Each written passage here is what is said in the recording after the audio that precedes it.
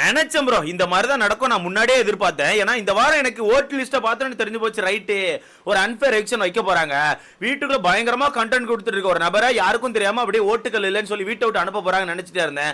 அதே மாதிரி இந்த வாரம் பயங்கரமான ஒரு அன்ஃபேர் எலெக்ஷன் நடக்க போகுது. உங்க மேலே பிக் பாஸ் மேல எனக்கு ஒரு சின்ன வருத்தம் இருக்குது. பிக் பாஸ் மேல எனக்கு என்ன வருத்தம்னா, எல்லா சீசன்லயுமே இந்த மாதிரி தான் 12வது வாரம் 13வது வாரத்துல ஒரு அன்ஃபேர் எலெக்ஷன் பண்ணுவாங்க. ஏன்னா அந்த 12வது வாரம் 13வது வாரத்துல ஒரு அன்ஃபேர் எலெக்ஷன் பண்ணாதான் இன்னும் கொஞ்சம் ஹைப் ஆகும். கடைசி வாரங்களை கொஞ்சம் ஹைப் பண்ணி விடுறதுக்கு இந்த மாதிரி ஒரு வேலையை பார்ப்பாங்க. சோ அந்த மாதிரி இந்த வாரம் வந்து ஒரு அன்ஃபேர் எலெக்ஷன் இருக்கதா சொல்லிட்டு இருக்காங்க. அந்த அன்ஃபேர் எலெக்ஷன் யாருன்னு கேட்டா நீங்க ஆடி பெறுவீங்க, அசந்து பெறுவீங்க. அந்த ஒரு நபருக்கு நீங்க ஓட்டுகளே போடல ப்ரோ, சத்தியமா சொல்றீங்க, ஓட்டுகளே போடல.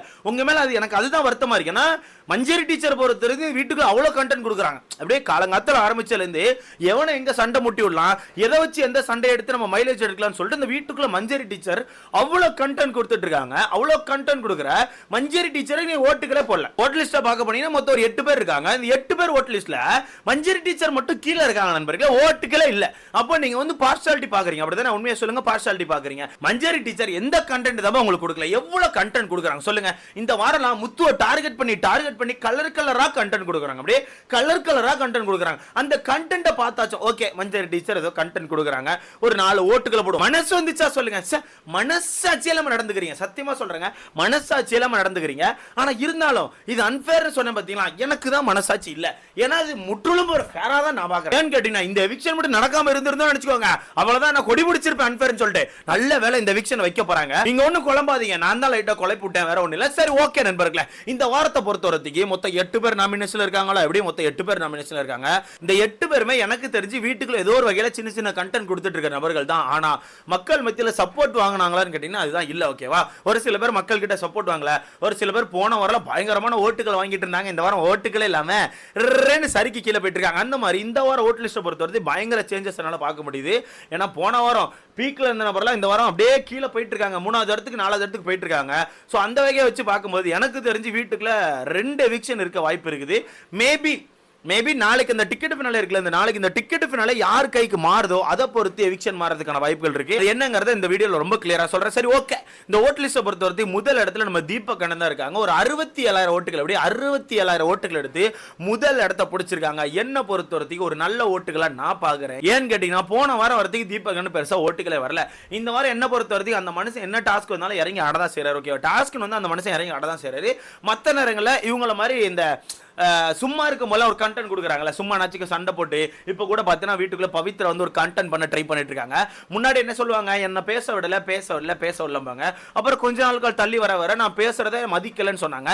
இப்போ என்ன பண்றாங்க, நீங்களாம் டீம் போட்டு ஆடுறீங்க, எனக்கு வாய்ப்புகள் கிடைக்க மாட்டேங்குது. என்ன டாஸ்க் கொடுத்தாலும் உடனே நீங்களாம் டீமா ஃபார்ம் ஆகுறீங்க, நான் மட்டும் தனியாவே இருக்கேன் அப்படின்ற மாதிரி ஒன்று சொல்லிட்டு இருக்காங்க. மொத்தத்தில் இந்த மாதிரி ஒரு கண்டென்ட் தீபக்கனால கொடுக்க முடியுமான்னு கேட்டால் வாய்ப்புகள் கிடையாது. ஆனா அந்த மனுஷன் ரொம்ப நல்ல மனுஷனா இருக்கு. ஸோ அந்த மனுஷனால கண்டென்ட் கொடுக்க முடியல. இருந்தாலும் இந்த வாரம் அந்த மனுஷன் இந்த ஓட்டுக்கு டிசர்வ் நான் நினைக்கிறேன். ஒரு 67,000 ஓட்டுகள் எடுத்து முதல் இடத்தை பிடிச்சிருக்காப்ல. என்ன பொறுத்தவரைக்கும் தாறுமாறான ஓட்டுகளை நான் பார்க்கறேன். ஓகேவா, ஏன்னா அதுக்கு கீழே இருந்த நிறைய பேர் வந்து இவ்வளவு நாள் ஓட்டுகள் வாங்கிட்டு இருந்த நபர்கள் சடனா பார்த்தா அந்த ஆட்கள் வந்து கீழே இறங்கி இருக்காங்க. சடனா கீழே இருந்த ஆட்கள் நிறைய பேர் ஏறி மேல வந்திருக்காங்க. அது என்னென்ன சம்பவங்கள் சொல்லி கிளியரா சொல்றேன். சோ இரண்டாவது இடத்துல யார் இருக்காங்கன்னா ராணவ் அவர்கள் இருக்காப்ல. ராணவோட 22,000 ஓட்டுகள் எடுத்து வச்சிருக்காப்ல. ராணவுக்கு எங்க இருந்து ஓட்டுகள் வருது ஏது வருதுன்னு தெரியவே இல்லை. அவர் என்னைக்கு ஒயில்ட் கார்டா வீட்டுக்கு வந்து நாமினேஷன்ல வர ஆரம்பிச்சாரோ அன்னையில இருந்து இந்த விஷயத்தை நான் ஒப்பாரி வச்சிட்டு இருக்கேன். அவனுக்கு எங்க இருந்து ஓட்டுகள் வருதுன்னு எனக்கு தெரியல. ஜெனரல் ஆடியன்ஸ் சப்போர்ட் பெருசாலாம் இல்ல, அப்படியே ஜெனரல் ஆடியன்ஸ் சப்போர்ட் பெருசாலாம் இல்ல, சின்னதா வச்சிருக்காரு. இல்லன்னு சொல்ல, சின்னதா வச்சிருக்காரு. அந்த சின்னதா வச்சிருக்க சப்போர்ட் இவ்வளவு தூரத்துக்கு ஒருத்தர் கொண்டு வருமான்னு கேட்டா எனக்கு தெரிஞ்ச வாய்ப்புகள் இல்ல. மேபி எனக்கு தெரிஞ்சு வீட்டுக்குள்ள உள்ளவங்க எல்லாம் வெளிய இருக்க மக்கள்கிட்ட அப்படி சப்போர்ட் அப்படி அள்ளி எடுக்க ட்ரை பண்ணுவாங்கல்ல, அதே மாதிரி ராணவ் அவர்கள் வந்து ஓட்டுகள் ஏதோ அள்ளிட்டு இருக்காரு நினைக்கிறேன். எங்க இருந்து அள்ளுறாருன்னு தெரியல, நான் அள்ளிட்டு இருக்காரு. சோ இரண்டாவது இடத்துல ராணவ் இருக்காப்ல, ஒரு 62,000 ஓட்டுகள் எடுத்து வச்சிருக்காப்ல. மூணாவது இடத்துல நம்ம ஜாக்லின் இருக்காங்க, ஒரு 56,000 ஓட்டுகள். வாங்க ஜாக்லின், போன வாரம் முதல் இடத்துல இருந்தீங்க, இந்த வாரம் 3வது இடத்துல இருக்கீங்க. என்ன ஓட்டுகள் சறுக்கிக்கிட்டே போகுது. பட் அதனால நீங்க சொல்லலாம் ப்ரோ, முத்துக்குமரனுக்கான ஓட்டுகள் தான் தீபக் அண்ணனை தூக்கி வச்சிருக்கு ப்ரோ, இல்லைன்னா தீபக் அண்ணனுக்கு ஓட்டுகள் வராது ப்ரோன்னு சொல்லுவீங்க. அது ஏதோ ஒரு வகையில் உண்மைதான். ஓகேவா, ஏதோ ஒரு வகையில் உண்மைதான், இல்லைன்னு சொல்லவே மாட்டேன். கண்டிப்பா தீபக் அண்ணனுக்கு வந்து முத்துக்குமாரனுக்கான ஓட்டுகள் பயங்கரமா ஹெல்ப் பண்ணிட்டு இருக்கு. இல்லாட்டா எனக்கு தெரிஞ்சு இந்த வாரம் தீபக் அண்ணனுக்கான ஓட்டுகள் ரொம்ப கம்மியாக தான் இருந்திருக்கும். இருந்தாலுமே என்ன பொறுத்தவரைக்கும் இந்த மனுஷன் டிசர்வா நான் பாக்குறேன். ஸோ 3வது இடத்துல ஜாக்லின் இருக்காங்க, ஒரு 56,000 ஓட்டுகள் எடுத்து 3வது இடத்த பிடிச்சிருக்காப்புல. 4வது இடத்துல ரயான் 54,000 ஓட்டுகள். எப்படியே ஜாக்லினுக்கும் ரயானுக்கும் 2,000 ஓட்டுகள் தான் டிஃபரெண்ட். திடீர்னு இவ்வளவு ஓட்டுகள் எப்படி எங்க இருந்து பொத்திட்டு வந்துச்சு எனக்கு தெரியல. ஆனா நேத்துல இருந்து டாஸ்க் நல்லா ஆடுறாப்ல, குறை சொல்ல முடியாது. நேத்துல இருந்து பயங்கரமா டாஸ்க் ஆடுறாப்ல. ஸோ டாஸ்கை பார்த்து மக்கள் வந்து ஓட்டுகளை போட்டு அப்படி கொட்ட ஆரம்பிச்சாங்க என்னமோ தெரியல, ஓட்டுகளா வந்துட்டு இருக்குது. ஜாக்லினுக்கும் நம்ம ரயானுக்கும் 2000 ஓட்டுகள் தான் டிஃபரெண்ட், பெரிய டிஃபரெண்ட்லாம் இல்ல, 2000 ஓட்டுகள் தான். என்ன பொறுத்தவரைக்கு ரயான் வந்து 2வது இடத்துக்கு டிசோ. இந்த ஓட் லிஸ்ட்டை நான் கவனிக்கும் போது ரயான் வந்து 2வது இடத்துக்கு டிசோன்னு நான் சொல்லுவேன். அந்த மனுஷன் உழைப்பு போட்டுட்டு இருக்காருங்க, எல்லா டாஸ்க்லையுமே அவருக்கான முழு உழைப்பு போடுறாரு.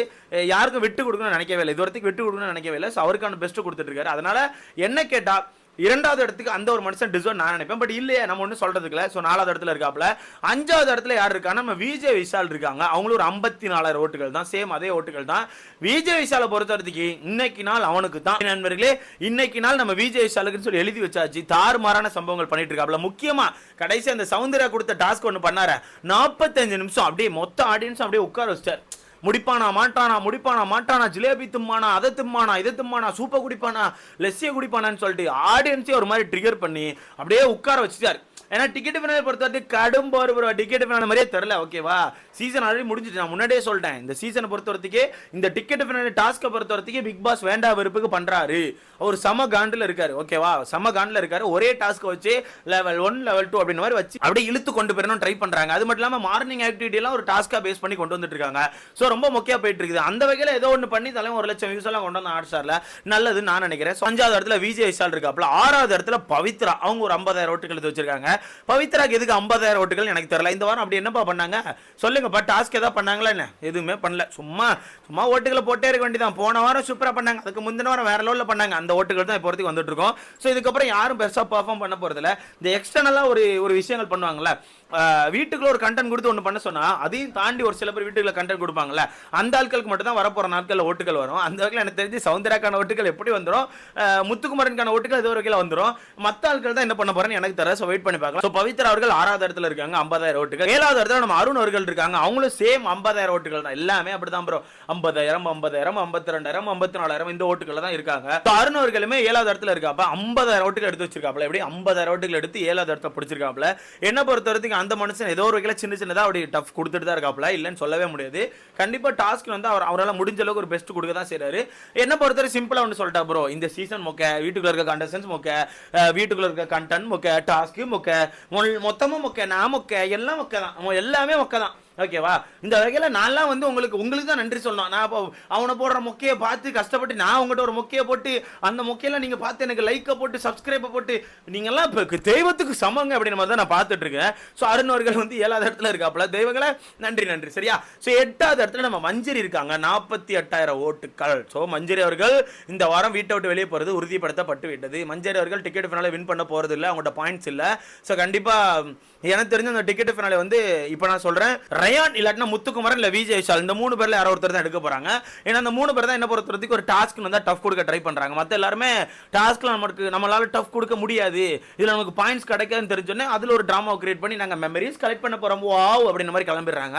ஸோ அது வந்து சுத்த வேஸ்டா எனக்கு ஃபீல் ஆகுது. மேல இருந்து பிக் பாஸ் யோசிச்சுட்டு இருப்பாரு, ஏடா உங்களெல்லாம் ஒரு ஆளுன்னு மதிச்சு நான் உள்ளத்தி போட்டு ஒரு டாஸ்க் நடத்தினா மெமரிஸ் கிரியேட் பண்றேன்னு சொல்லிடா, நான் பார்த்தா உங்களுக்கு பாவமா இல்லடான்னு சொல்லி தான் அவர் யோசிச்சுட்டு இருப்பாரு. மொத்தத்தில் இந்த ஓட் லிஸ்ட்டை பார்க்கும்போது என்ன பொறுத்த வரைக்கும் மஞ்சள் அவர்கள் எவிக்ட் அப்படிங்கிறது என்னால் உறுதியாக சொல்ல முடியும். ஆனால் டபுள் எவிக்ஷன் இருக்குமா அப்படிங்கிறத என்ன பொறுத்த டவுட்டாக இருக்குது. ஒருவேளை விஜய் விஷால் இந்த டிக்கெட் ஃபைனலில் வின் பண்ணலன்னா கண்டிப்பாக டபுள் எவிக்ஷன் இருக்காது. மேபி அப்படி இருந்துச்சுன்னா கூட மேபி இருக்கலாம். அப்படி இருந்துச்சுன்னா நம்ம மஞ்சரி அவர்களும் அருண் அவர்களும் எவிக்ட் ஆனது வாய்ப்புகள் அதிகமாக இருக்குது. அருணோ இல்லை பவித்ராவோ. அப்படி ஒருவேளை இல்லைன்னா கண்டிப்பாக மஞ்சரி மட்டும் தான், ஓகேவா? மஞ்சரி வந்து டேம் ஷோர், அது நல்லா உறுதியாக சொல்ல முடியும். ஸோ இதை பற்றி உங்களுக்கான கருத்துன்னு சொல்லி மறக்காம கமெண்ட்ல போடுங்க. அப்புறம் நண்பர்களே, மஞ்சரி டீச்சர் வெளியே வர்றதுல உங்களுக்கு ஒன்று மன கருத்து இல்லையா, மறக்காம கமெண்ட்ல போடுங்க.